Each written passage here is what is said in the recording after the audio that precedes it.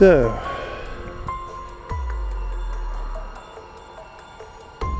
we got our work cut out for us on this one for sure.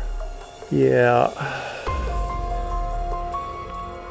I mean, literal just spider webs everywhere. Clean up. We're gonna get all this carpet out, get the seats out. That's like fog machine stuff.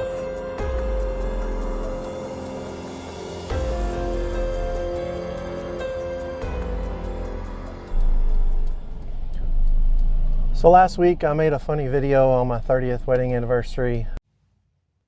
This is 30 red roses, and I'm getting ready to take these up to my wife's work. It's our 30th wedding anniversary.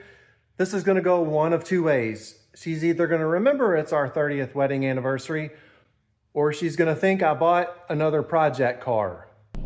I took her flowers. I didn't buy a project car, but we're on the way to buy one today. This one is pretty cool. It's got a cool story. I think you'll like it, so I hope you'll stick around.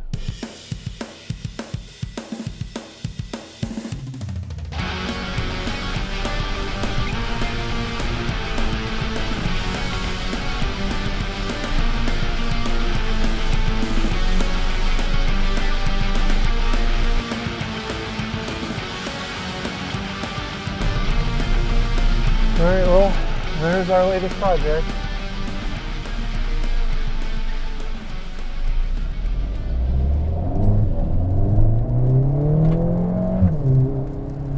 I brought a battery. The battery would not turn it over, so who knows what's going on. But let's talk a little bit about this car. So the guy I bought this car from, his name's Adam, super cool guy. He bought this car brand new in 2015, and so he's owned it about 10 years. It's a 2015 Focus ST2, and it's black with gray interior. He was driving it a couple years ago, and it was smoking, and we're not sure if it's turbo smoke or head gasket smoke. So it's been sitting in his driveway for the past couple of years, and he decided he was done with it. He was tired of looking at it. So I made an offer on it and bought it. I brought a battery today. I didn't show any of that because it's pouring down rain and I was miserable. But I swapped the battery in. It tries to crank but won't turn over. So it probably needs an engine. But the worst part of it is that it's been sitting outside for 2 years and it's got water inside. So there's some mold and whatever. It's pretty nasty, honestly. It's going to be a fun one to clean up. The outside looks like it's in great condition under all the crud. And so we're gonna go ahead and get this back to my shop. And then for me, in the next week or so, I'm gonna get it all apart, get the interior out of it, and start diagnosing our engine issue. See if we can get it to at least run before we decide what to do from there. And this should be a real fun one. I hope you're gonna be excited about this one as well. All right, I was gonna wait until it quit raining, but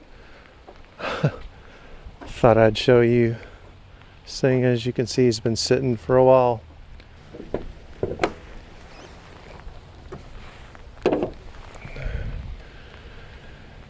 So,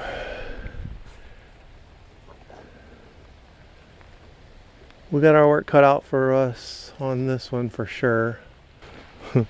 That's not even the worst. Yeah.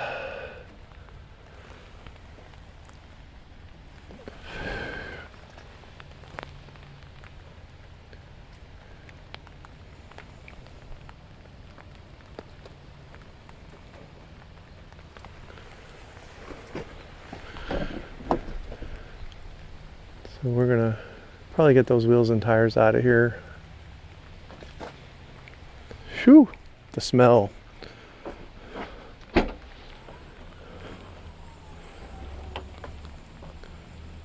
I mean, literal just spider webs everywhere. Yeah.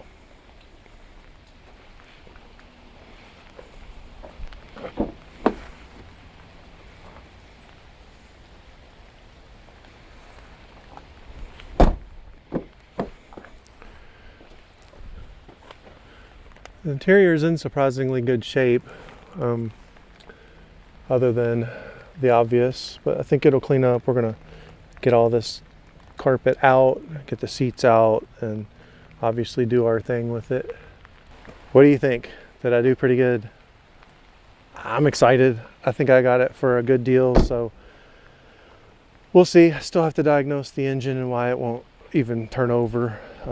Could be that it's been sitting so long that the clutch won't release. That's my suspicion. But we're gonna get out of this rain, and I'll catch you when I look at this next. Several days later. It's finally time. Let's go ahead and get this thing opened up and start cleaning out everything. We're gonna start in the engine bay, get all the leaves and stuff out, and then we'll move to the interior. We're gonna push it inside once it's all pressure washed on the outside and get everything vacuumed up. I'm excited. This is gonna be a huge transformation.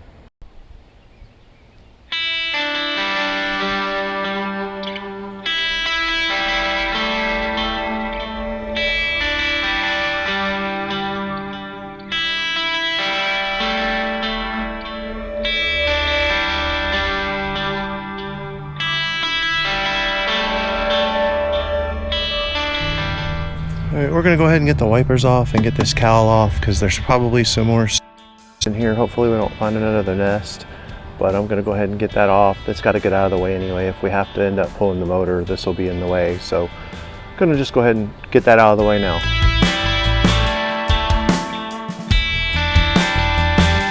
So here I'm just spraying down the entire engine bay with some Meguiar's all-purpose cleaner. That's going to help break up any of the grime and debris that still is in there, get rid of any of the oily stuff. We're also going to hit the rest of the parts that we took off. Yeah, I'm using my 88 Trans Am as a parts shelf. That's just kind of how it goes.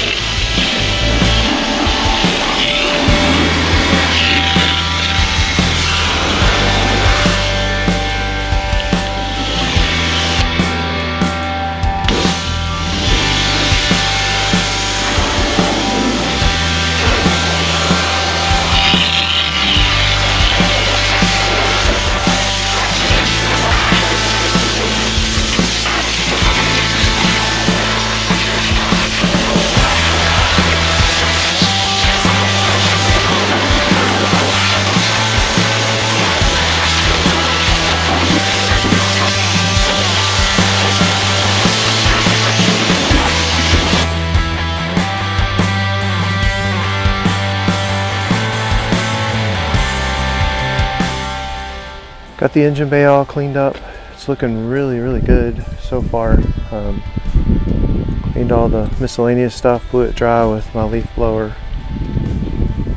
So I got some other parts over there cleaned up and drying. So I'm gonna go ahead and put this hood down and kind of work my way around and get the outside of the car just blown off and get the door jambs cleaned out. And then we'll move on to the interior.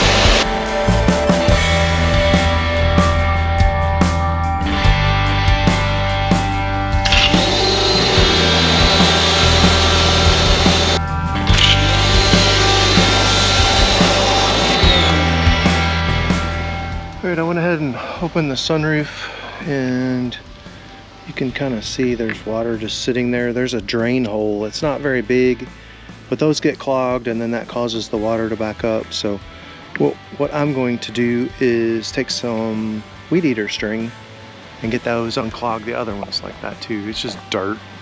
So we're gonna fix that. Just gonna take some of this and run it through the drains, and that should clear them out. I finally got the outside pretty good. It's not perfect. We're not aiming for perfection right now. We just wanted to get it clean where we could actually start cleaning out the inside. So now it's time to start getting all the junk out of here and assessing what we're working with. So I'm gonna just put you on a time lapse and we're gonna get that taken care of.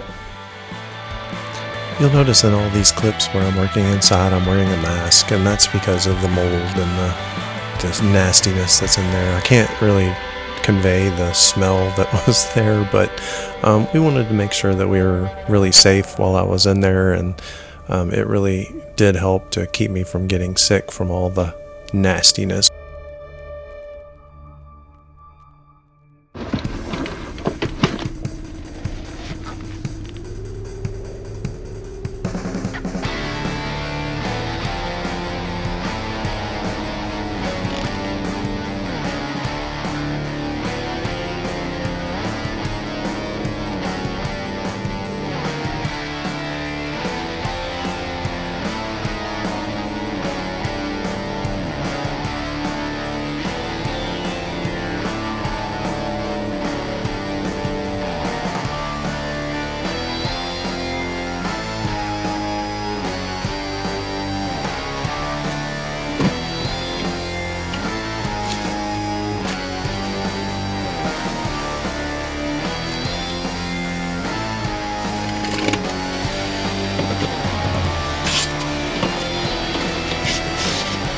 So now I just need to remove the seat, and that's done by removing these 4 nuts and then unplugging the airbag connector, and the seat will come out with a little bit of finagling.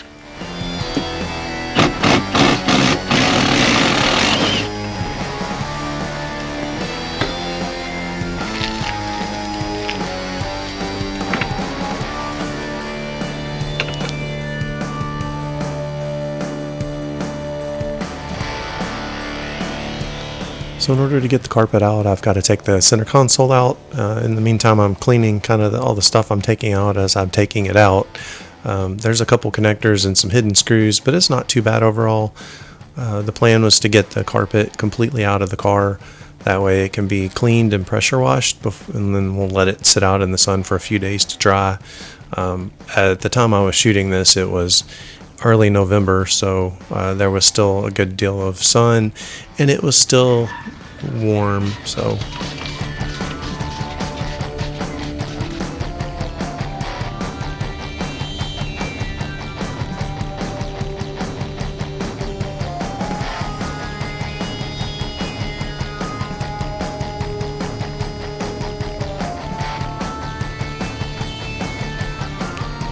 one of the things that's really important when you're dealing with mold is to make sure that you're turning your towel frequently so that you're not just wiping mold over mold.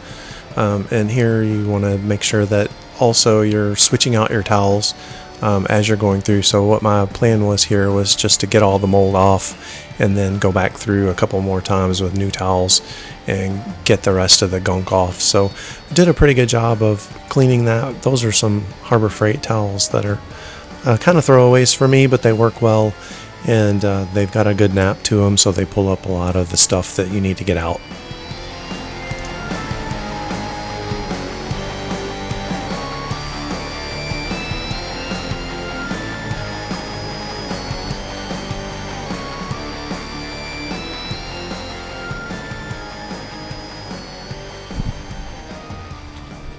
Well, I've been cleaning for quite a while. I got all the carpet out, as you saw. Pretty much all the interior is out. Wiped down all the panels. They're not finished, but the majority of the filth is off of them. So let's take a look.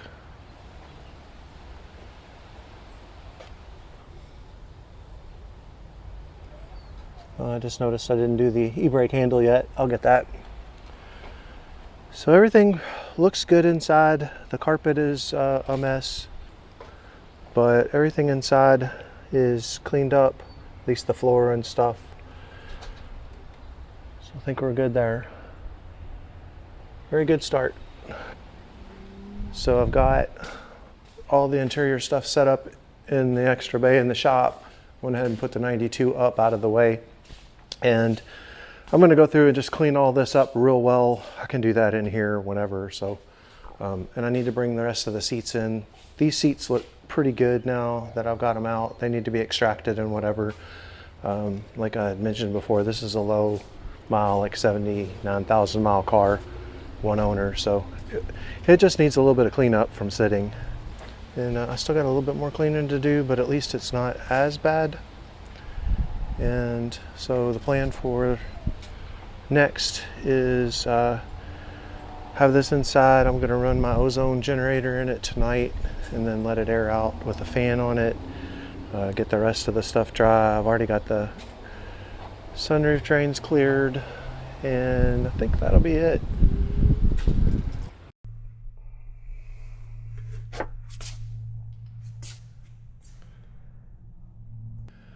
Okay, I'll let this thing kind of air out overnight. I put the ozone generator in there and ran that for about an hour total.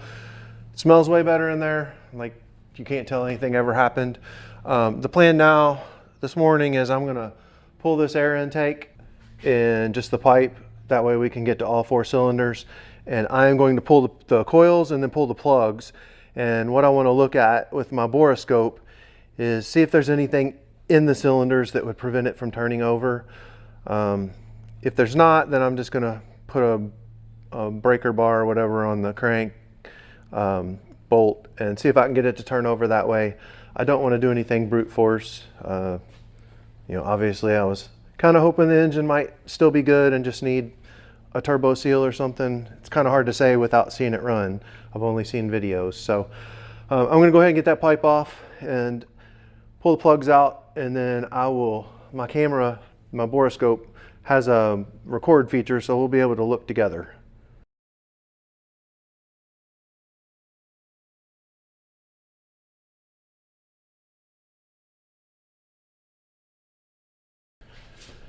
Got the plugs out.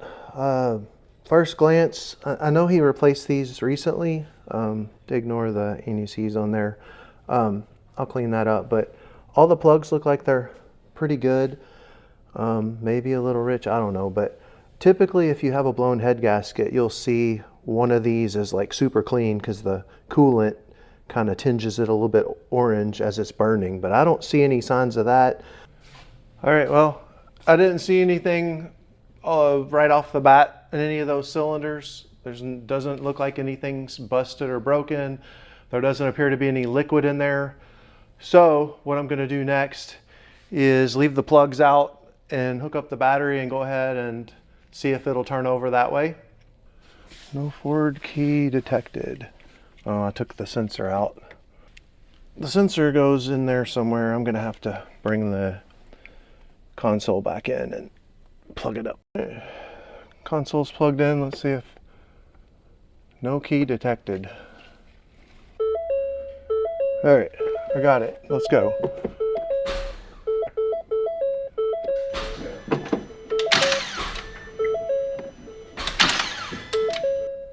Still the same thing.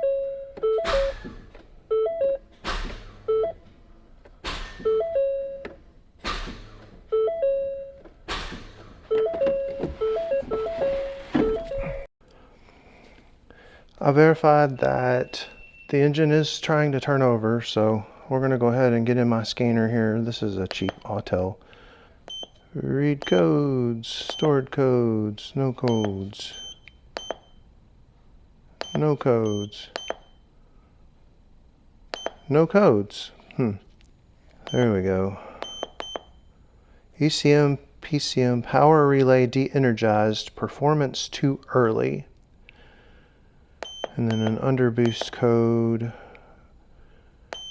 misfire 1 and 2, O2 signal biased, stuck rich, bank 1, sensor 1. All right, well let's look at P068A and figure out what that is. So I've been doing a little troubleshooting. I thought I'd pull the battery box. There's 1 bolt, 2 bolts, 3 bolts that need to come out. Of course, they're rusted completely, and my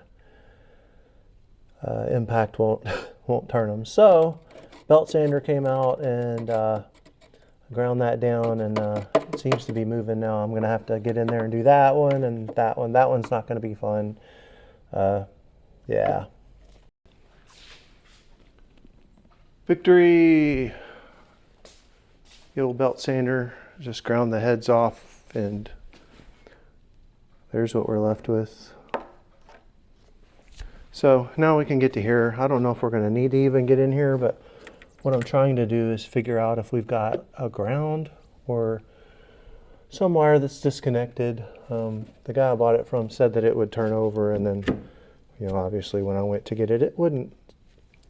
And that code kind of indicates there's some kind of power interruption. So I'm just looking over everything to make sure there's a ground there I was interested in. It looks like it's hooked up and hasn't been disturbed. So we'll just keep looking. I know a few people that are Ford techs. If I need to reach out to them, I will. No shame in that.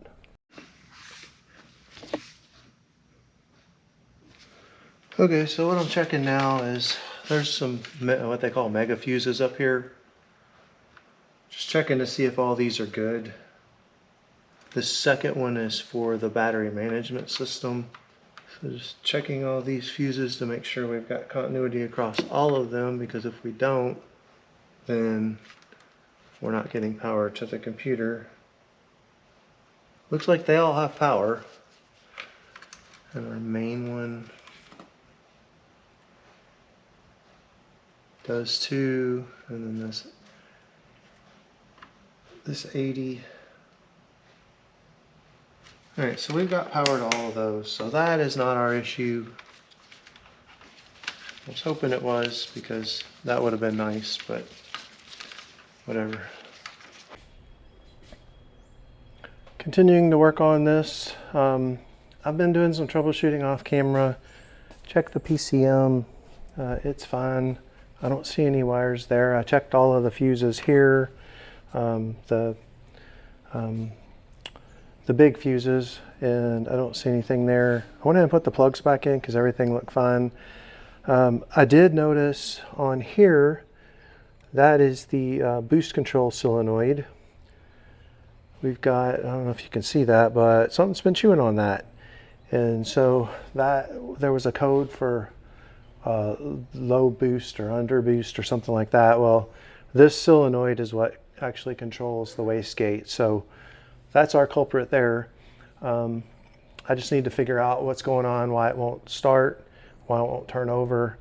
There's something going on with the PCM. I don't know if it's got a bad wire, like something got chewed on, or something different. So I'm probably going to call one of my buddies and get him to come over here, because I'm just chasing my tail and I don't feel like I'm making any progress at this point. So we're going to see if we can get a hold of somebody and have them look at it. So at this point, I tried to uninstall the access port, thinking that maybe there was an issue there. Unfortunately, it failed in the uninstall and it left the PCM in recovery mode. I had a friend of mine come out to try and rewrite that with his Ford software, and we couldn't get it to work. So I messed around with it for a little while here and there, and finally I was able to get this thing to uninstall the access port. And I don't know what exactly was causing the issue, but that was a major success for me. And then, as you can see here, it reset the ECU, which then, for whatever reason, fixed the issue. Just out here messing with the Focus today, trying to figure out this PCM issue. I went ahead and threw a battery on it, and I was able to unbrick the ECM, believe it or not. And so, oh Jesus, let's check this out.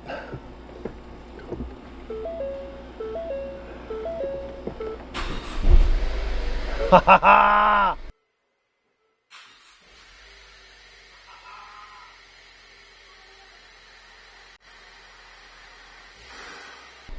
It's running!